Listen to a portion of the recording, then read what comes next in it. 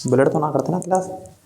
नमस्कार दोस्तों, आप सभी का अभिनंदन और बहुत बहुत स्वागत है आपके अपने YouTube चैनल देवेंद्र क्लासेस में। चर्चा करेंगे विद्रोह की क्लास का, जो महत्वपूर्ण विद्रोह हुए थे 1857 की क्रांति से पहले। कुछ एक विद्रोह की चर्चा करेंगे जो महत्वपूर्ण है, प्रसिद्ध हैं और आपको पढ़ने चाहिए, आपको आने चाहिए एग्जाम में। अगर एग्जाम में जो प्रश्न पूछे जाते हैं आरओ से लगा करके यूपीपीसीएस प्री या एसआई की भर्ती, पुलिस की भर्ती, किसी भी भर्ती की आप तैयारी कर रहे हैं उसमें सभी में विद्रोह पूछे जाते हैं।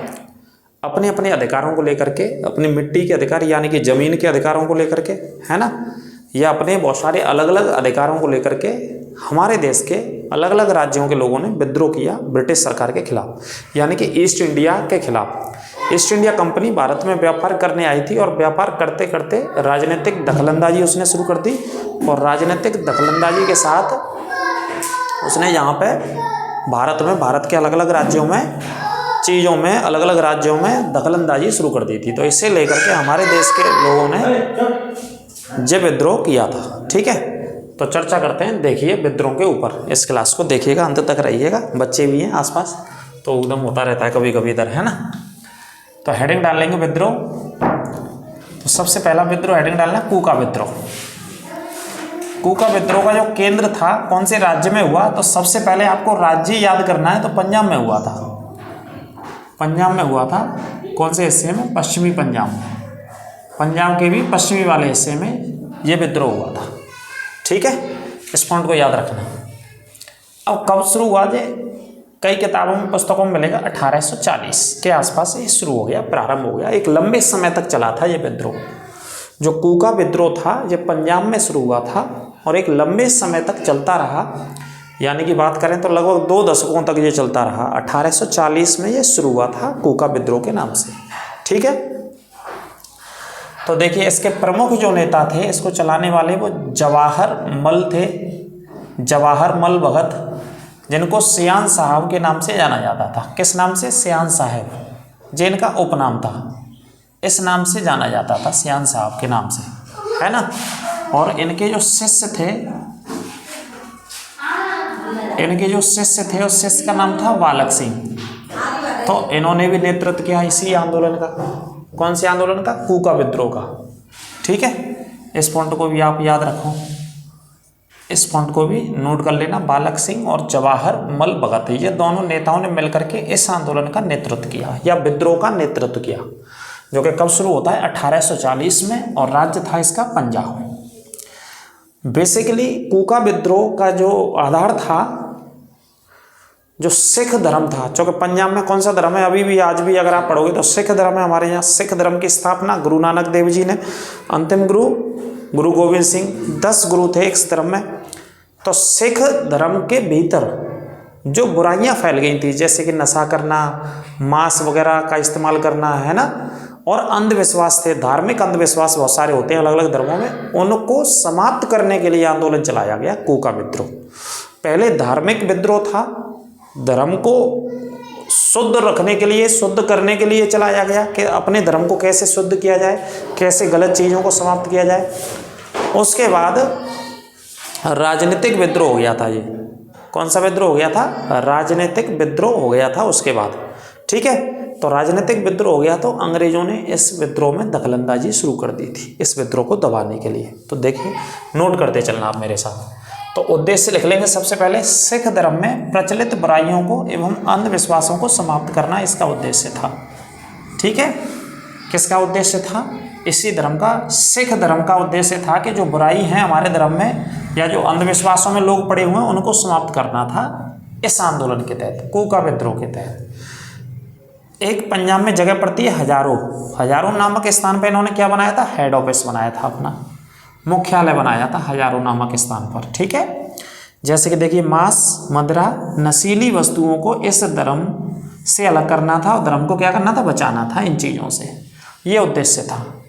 कूका आंदोलन का एक धार्मिक सुधार आंदोलन था। अगर पूछा जाता है कैसा आंदोलन था, तो धार्मिक सुधार आंदोलन था कूका आंदोलन। कैसा था? धार्मिक सुधार आंदोलन था कूका आंदोलन, नोट कर लीजिएगा। कूका आंदोलन बाद में कैसा हो गया? राजनीतिक। जैसा कि मैंने आपको पहले बताया कि पहले जब शुरू हुआ था तो धार्मिक था, धर्म के अंदर जो व्याप्त बुराइयां थी उनको समाप्त करना था, लेकिन बाद में राजनीतिक हो गया था ये आंदोलन, तो बाद में राजनीतिक हो गया तथा इसका जो उद्देश्य था वो स्वदेशी व असहयोग आंदोलन की अवधारणा पर काम किया। मतलब हाथों से बने हुए कपड़े, अपने हाथों से बने कपड़े आपको पहनने चाहिए, इसके लिए इन्होंने लोगों को जागरूक किया। तो हाथों से बने कपड़े मतलब स्वदेशी, अपने देश के कपड़ों का इस्तेमाल कीजिए। असहयोग आंदोलन की तर्ज पर ही इसको आगे बढ़ाया गया राजनीतिक होने के बाद। अंग्रेजी सरकार ने कू का समर्थकों के मध्य में टकराव हो गया। जब ये राजनीतिक हुआ था तो अंग्रेजी सरकार और कू का समर्थकों के मध्य क्या हुआ, टकराव। और टकराव तो होगा जब हमारे यहाँ के लोग, पंजाब के लोग, कू का आंदोलन वाले लोग ये कह रहे थे कि अपने यहाँ के कपड़ों को, अपने यहाँ के स्वदेशी चीज़ों को अपनाना है, सभी विदेशी चीज़ों का बहिष्कार करो। तो अंग्रेज तो परेशान होंगे क्योंकि वो पैसा कमा रहे थे, विदेशों से वस्तुओं को ला करके यहाँ पे सेल करके, यहाँ पे बेच करके, है ना, पैसा कमाते थे बहुत बड़े पैमाने पे, तो वो तो परेशान होंगे। तो उन्होंने टकराव शुरू हो गया। तो अंग्रेजी सरकार ने 1863 से 72 के बीच इस आंदोलन को कुचलने का प्रयास किया। तो देखो पुस्तकों में दे रखा है ये 63 से 72 के बीच इसे कुचलने का प्रयास किया। और प्रारंभ इसका वर्ष बताते हैं 1840 में शुरू हुआ था। 1872 में इस आंदोलन के प्रमुख नेता राम सिंह को, राम सिंह आपको और मिलेंगे किताबों में, प्रमुख नेता थे, उनको रंगून निर्वासित कर दिया, जहां उनकी क्या हो गई, मृत्यु हो गई थी, जहां उनकी मृत्यु हो गई। और उसके बाद यह आंदोलन क्या हो गया, लगभग शिथिल पड़ गया, लगभग कमजोर यह आंदोलन हो गया था। कौन सा आंदोलन, कू का आंदोलन। अब आप कहेंगे प्रश्न क्या आएगा, कू का आंदोलन कौन से राज्य में चला, तो आंसर पंजाब में चला था। कू का आंदोलन का वर्ष कौन सा था शुरू का, 1840। कू का आंदोलन किससे संबंधित था, धार्मिक धर्म के अंदर जो बुराइयां व्याप्त हो गई थी, कौन से धर्म में, सिख धर्म में। सिख धर्म की भूमि कौन सी रही है हमारे देश में, पंजाब रहा है ना।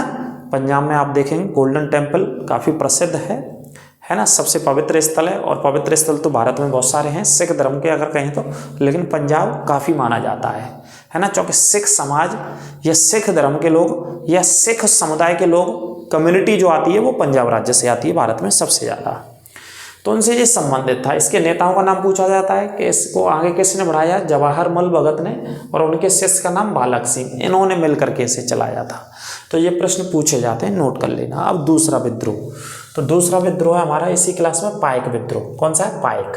जिस शब्द आप कई बार पढ़ोगे, आर ओ वाली परीक्षा में पूछे जाते हैं, PCS जैसी परीक्षा में पूछे जाते हैं, SI में पूछे जाते हैं, पूछे गए ये क्वेश्चन हैं।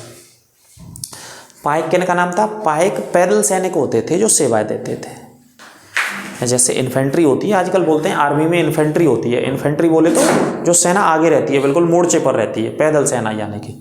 तो पाइक पैदल सैनिकों का नाम था उड़ीसा के, ठीक है। ये सेवाएं देते थे।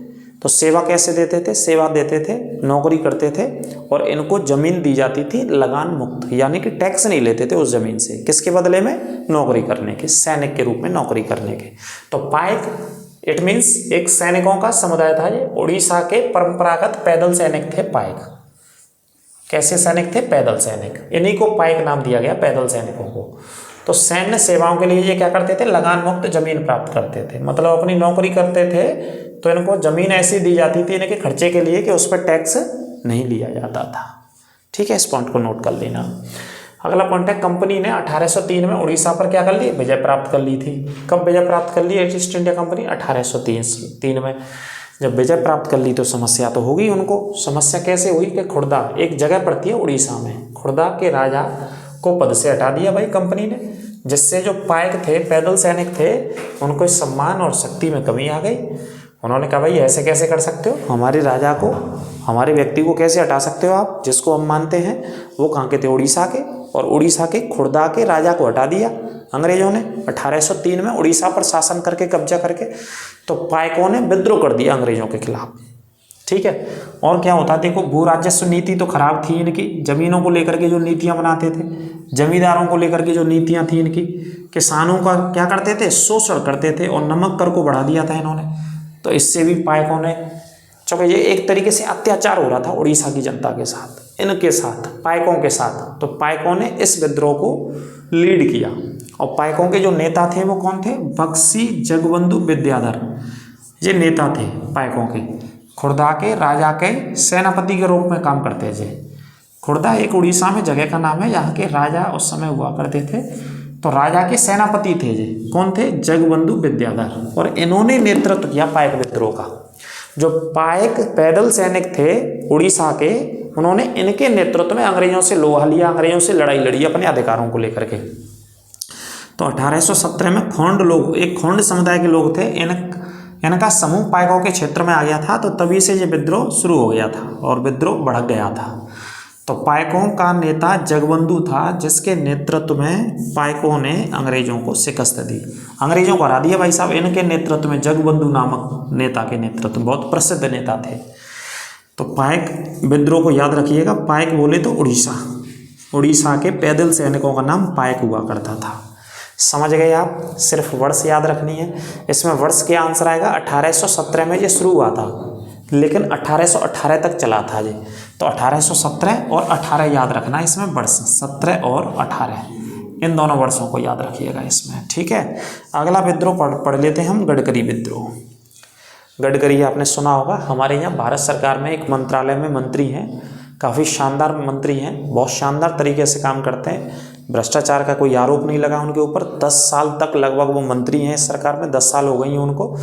तो केंद्रीय जहाजरानी एवं सड़क परिवहन मंत्रालय उनके पास है, ठीक है। नितिन गडकरी जी की मैं बात कर रहा हूँ, जो कि नागपुर से आते हैं, महाराष्ट्र के नागपुर से, नागपुर के निवासी हैं, ठीक है। आमतौर पर सामान्य जीवन जीते हैं, 10 साल से मंत्री हैं। लाखों करोड़ों रुपए का उनका पूरे देश भर में इस समय कार्य चल रहा है, सड़कों को बनाने के लिए, फ्लाईओवर्स को बनाने के लिए, अलग अलग क्षेत्रों में जो इस मंत्रालय के अंतर्गत आते हैं। तो नितिन गडकरी, तो गडकरी उसी समुदाय से आते हैं ये। और ये एक विद्रोह हुआ था हमारे देश में, गडकरी विद्रोह। कब हुआ था गडकरी विद्रोह? 44 में, 1800। इसका नेतृत्व किसने किया? बाबाजी अहिरेकर ने, बाबाजी अहिरेकर। तो क्या होता था, देखो मराठा क्षेत्रों में, क्योंकि मराठा महाराष्ट्र में कौन से लोग रहते हैं? मराठा समुदाय के। तो मराठा क्षेत्रों के दुर्गों यानी कि किलों पर, किलों में सैनिकों के रूप में सेवा देते थे, काम करते थे सैनिकों के रूप में। कौन काम करते थे? गडकरी समुदाय के लोग। गडकरी जाति से जो लोग आते थे, एक जाति भी है महाराष्ट्र की, गडकरी जनजाति, है ना।